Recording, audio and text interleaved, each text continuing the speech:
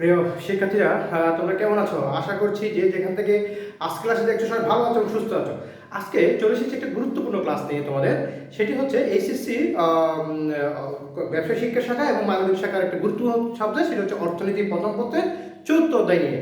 তোমরা জানো আমি যে ক্লাসে নিয়ে যাবো সেটা ধারাবাহিকভাবে একটা প্রক্রিয়ার মাধ্যমে নিয়ে থাকি। আমি প্রথম অধ্যায়, দ্বিতীয় অধ্যায়, ইভেন কি তৃতীয় অধ্যায়ের বেশ কিছু ক্লাস আমার ফেসবুক পেজ এবং ইউটিউব চ্যানেলে আপলোড করা আছে। তোমরা সেখান থেকে ক্লাসগুলো দেখে নেবে। আমি আবারও সেই অধ্যায়গুলোর উপর ক্লাস নেব। নতুন একটা অধ্যায় শুরু করতে যাচ্ছি, সেটি হচ্ছে যে বাজার অধ্যায়, 4th অধ্যায় বাজার চ্যাপ্টারের একটা প্রশ্ন, যেটা ঢাকা বোর্ড 2023 সালে তোমাদের পরীক্ষায় এসেছিল, সেটি আলোচনা করতে যাচ্ছি।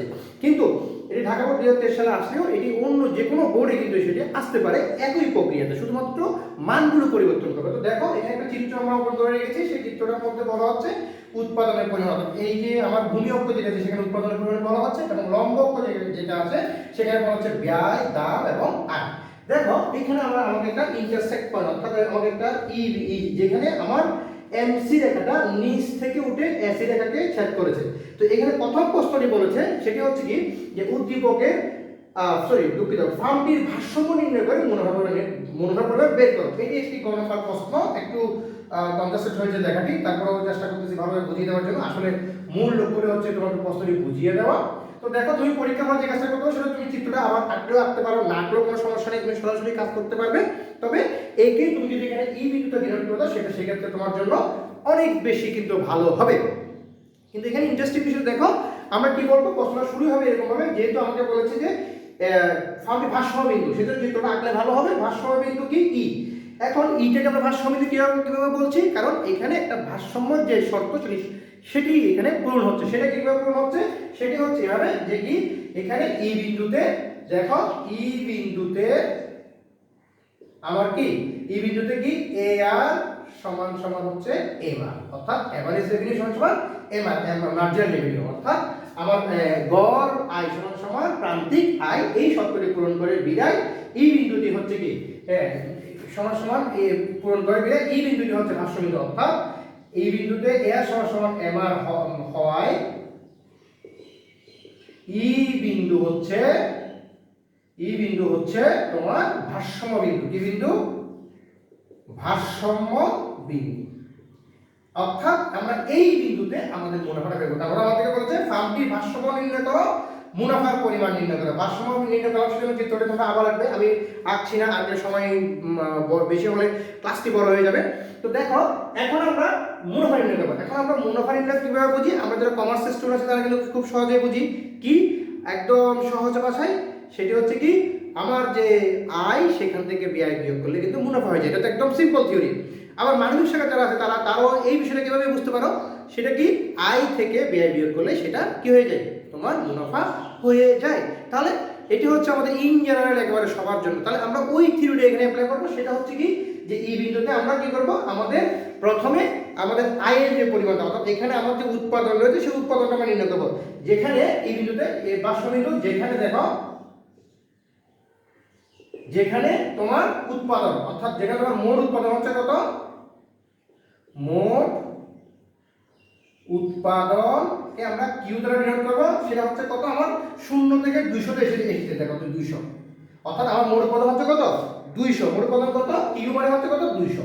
আচ্ছা, এরপর দেখো এই কিউ 200টা কতটুকু পর্যন্ত গেছে, এই পর্যন্ত, এই পর্যন্ত। এটা কোথায় আসছে, এখানে 2, অর্থাৎ এখানে আমার দাম হচ্ছে কত, অর্থাৎ পি হচ্ছে কত, 20 টাকা। পি হচ্ছে কত, 20 টাকা, অর্থাৎ বিক্রয় মূল্য।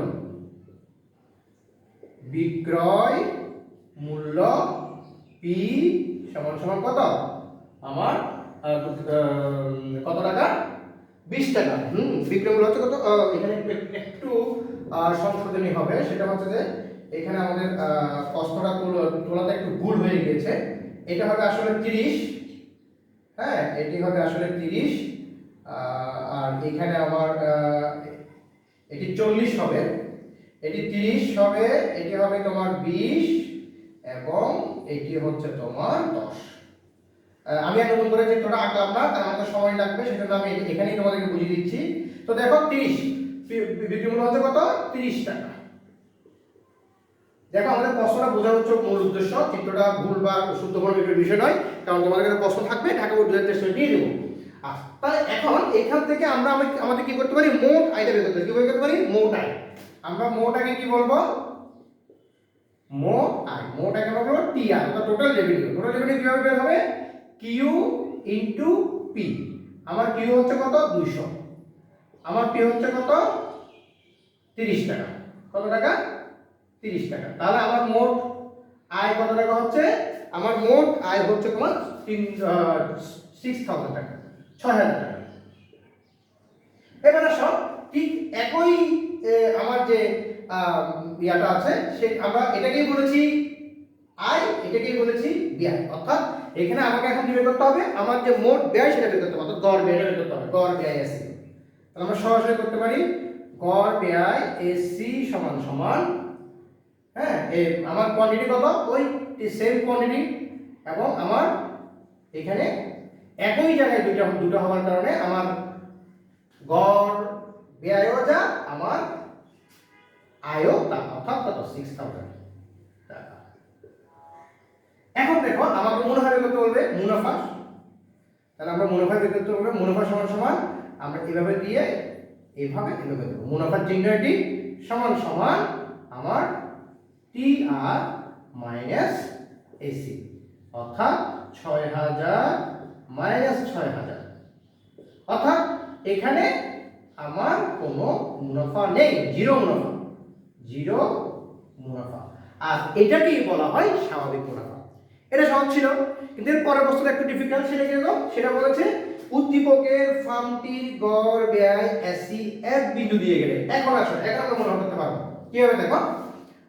সেক্ষেত্রে তোমার যেটা করতে হবে, এখানে বলেছিলাম চিত্রটা মেমোরি নয়, চিত্রটা আঁকতে পারো, না আঁকলেও কোনো সমস্যা নেই, কিন্তু ঘ নম্বর প্রশ্নটা আনসার করার সময় তোমাকে অবশ্যই চিত্রটা আঁকতে হবে। কেন আঁকতে হবে, তুমি এই চিত্রটা আঁকবে, এইকে তোমার যে তোমাকে বলছে এসি রেখাটা এখানে না দেখিয়ে তোমাকে এখানে দেখাতে হবে। এখানে দেখানোর পরেও এখানে যখন তুমি দেখাবে এসি রেখাটা, তখন তুমি যখন দেখাবে তখন তোমার ওই একই রকম এমসি উপরে থাকবে, এসি নিচে থাকবে, সেটা ঠিক আছে, সেটা নিয়ে কোনো সমস্যা নেই, কিন্তু তোমাকে আবার রাখতে হবে। এবং এখানে তো আমি এখানেই রাখছি, আবার বলছি যে আমার যাতে ইয়া হয়ে না যায়, বড় হয়ে যায় না যায় ক্লাসটা, আমরা এটাকে এখানে লিখি পি সমান সমান এআর ইকুয়াল টু এমআর। এবার আমাদের বিন্দুটা আমরা কি করব, আমার এসি রেখাটা এফ বিন্দু দিয়ে যাওয়া বলছে, এফ বিন্দু দিয়ে। তাহলে আমরা যদি এফ বিন্দু দিয়ে এসি রেখাটাকে নিয়ে যাই, দেখো এখানে আমার এসি হবে। তাহলে এবার আমার যেটা করতে হবে, আমার এই জায়গাটা আমাকে ফিল আপ করতে হবে, কারণ আমরা এখানে এটাকে 20 ধরেছি, হ্যাঁ আমরা 20টাকে এখানে ধরেছি। আমরা আগে ড্রটা করে নিই, হ্যাঁ এখানে আমাদের 20, অর্থাৎ এটা আমাদের এখন নতুন, দেখো 10 20 30, এটা আমাদের এখন কি নতুন একটা বিন্দু, অর্থাৎ এক বিন্দু। আমাদের বলতে উদ্দীপকে যদি এক বিন্দু দিয়ে দেয়, তাহলে ওরা আগে থেকে এক বিন্দু দিয়ে রেখেছে, আমরা এক বিন্দু দিয়ে গেলাম, এক বিন্দু দিয়ে গেল একই শর্ত পূরণ করতে, অর্থাৎ পি সমান সমান এআর ইকুয়াল টু এমআর। তাহলে এটাই হচ্ছে আমার কি ভারসাম্য বিন্দু। এই ভারসাম্য বিন্দু ব্যবহার করে আমরা আবার এখানে একটা মুনাফা বের করব, এটা আমাদের ঘ নম্বর কোশ্চেন। হ্যাঁ আচ্ছা, আমরা একটা কাজ করি, এখানে আমরা একটা ইরেজ করি, এটা ইরেজ করি, তোমরা এটা নোট করে নেবে। আমরা এটাকে ইরেজ করতেছি। এখানে এসে আমাদের আবার যেটা করতে হবে সেটা হচ্ছে কি, এই জায়গাটা আমাদের কোনো পরিবর্তন হচ্ছে না, অর্থাৎ এখানে আমার কোয়ান্টিটি এবং পরিমাণের মধ্যে কোনো পরিবর্তন হবে না। কারণ দেখো ওই যে আমার যে রেখাটা, আগের যে রেখাটা এমআর রেখাটা কিন্তু এমসি রেখাটা ওইখানেই আছে, অর্থাৎ এখানে আমার যে টোটাল যে মূল আয়টা সেটা কিন্তু ঠিক থাকতেছে, অর্থাৎ 30 ইনটু দেখো 30 200 কোয়ান্টিটি এবং 30 হচ্ছে আমার টাকা, অর্থাৎ এখানে আমার 6000 টাকা নতুন করে আমরা এটা বের করলাম। এটা কিন্তু ঘয়ের কোশ্চেন, ঘটা এভাবে লিখতে হবে, শুধু পার্থক্য করতে এখানে চিত্রটা আবার নতুন করে তোমাকে আঁকতে হবে।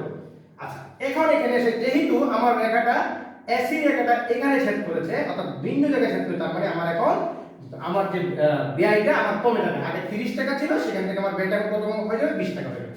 অর্থাৎ এবার আমরা বের করব মোট ব্যয় এসি সমান সমান কিউ ইনটু, হ্যাঁ আমার ওই আমার পরিমাণটা 200 ঠিক থাকবে, এবং আমার যে এসি আমার যে টাকাটা আছে টিসি এসিটা কত হচ্ছে, এসিটা পরিবর্তন হয়ে যাবে 20 টাকা। কারণ 20 টাকা দেখো এই টাকাটা এই 20 আসছে 20, অর্থাৎ ইনটু 20। এখন হচ্ছে কত 4000, হ্যাঁ 4000 টাকা। এবার আমরা কি করবো, মুনাফা বের করবো। মুনাফা আমরা বের করব সমান সমান টি আর মাইনাস টিসি। এখানে আমরা টাকা লিখে দিলাম, তাহলে আমার ৬০০০ মাইনাস ৪০০০ 4000 সমান ২০০০ টাকা। এটাকে আমাদের অর্থনীতির ভাষায় বলা হয় অস্বাভাবিক মুনাফা। এটা কি বলা হয়? অস্বাভাবিক মুনাফা। অর্থাৎ মুনাফা হচ্ছে কি অস্বাভাবিক মুনাফা। এটাকে আমরা কি বলবো? অস্বাভাবিক